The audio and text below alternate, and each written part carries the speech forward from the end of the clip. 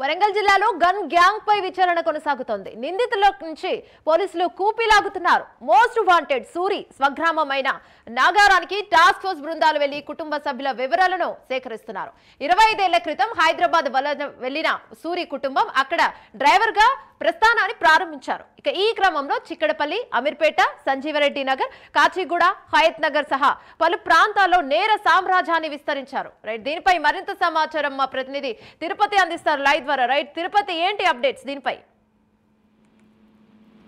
వరంగల్ జిల్లాలో gun gang పై విచారణ కొనసాగుతుంది. నిన్న నుంచి మొత్తం షాయంపేట పోలీసులు వచ్చి టాస్క్ ఫోర్స్ పోలీసులు కూపీలాగుతున్నారు. మోస్ట్ వాంటెడ్ సూరి స్వగ్రామం వరంగల్ జిల్లా నెక్కొండ మండలం నాగారానికి టాస్క్ ఫోర్స్ బృందాలు వెళ్ళినట్టుగా తెలుస్తా ఉంది. అక్కడికి వెళ్లి పూర్తిగా సూరికి సంబంధించిన వివరాలు సేకరించి ఎప్పుడు హైదరాబాద్ వెళ్ళారు, ఎప్పుడు ఈ గ్యాంగ్ స్టార్ గా, ఎప్పుడు రౌడీ షూటర్ గా మారిన వివరాలు సేకరించినటువంటి సిచ్యువేషన్ కనబడుతుంది. డాక్టర్ సురేంద్ర అలియాస్ సూరి రక్త సంబంధికుల నుంచి వివరాలు సేకరిస్తున్నట్టుగా తెలుస్తుంది. 25 సంవత్సరాల క్రితం హైదరాబాద్ కు సూరి కుటుంబం వలస వెళ్లింది. తండ్రి మృత్యుతో తల్లితో సహా రంగారెడ్డి జిల్లా బాలాపూర్ మండలం శ్రీరామ్ కాలనీకి మకాం మార్చి అక్కడ కారు డ్రైవర్ గా హైదరాబాద్ లో తన ప్రస్థానాన్ని ప్రారంభించి తర్వాత రౌడీ షూటర్ సూరిగా మారినటువంటి పరిస్థితి కనబడుతుంది. చిక్కడపల్లి, అమీర్పేట, సంజీవరెడ్డి నగర్, కాచిగూడ, హయత్ నగర్ సహా ప్రాంతాలలో నేర సామ్రాజ్యాన్ని సూరి విస్తరించినట్టుగా తెలుస్తా ఉంది. వరంగల్ జిల్లాలో గన్ గ్యాంగ్ కల్చర్ కావచ్చు, గన్ గ్యాంగ్ సంబంధించినటువంటి విచారణ అయితే కొనసాగుతుంది. ఈ నేపథ్యంలో విచారణలో సంచలన విషయాలు బయటకు వస్తున్నాయి. గతంలో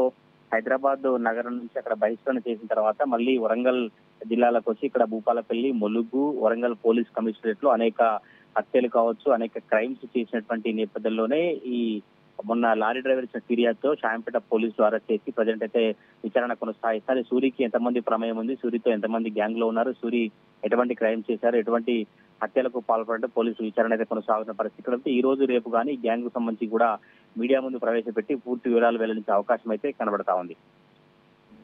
రైట్, థ్యాంక్ యూ తిరుపతి.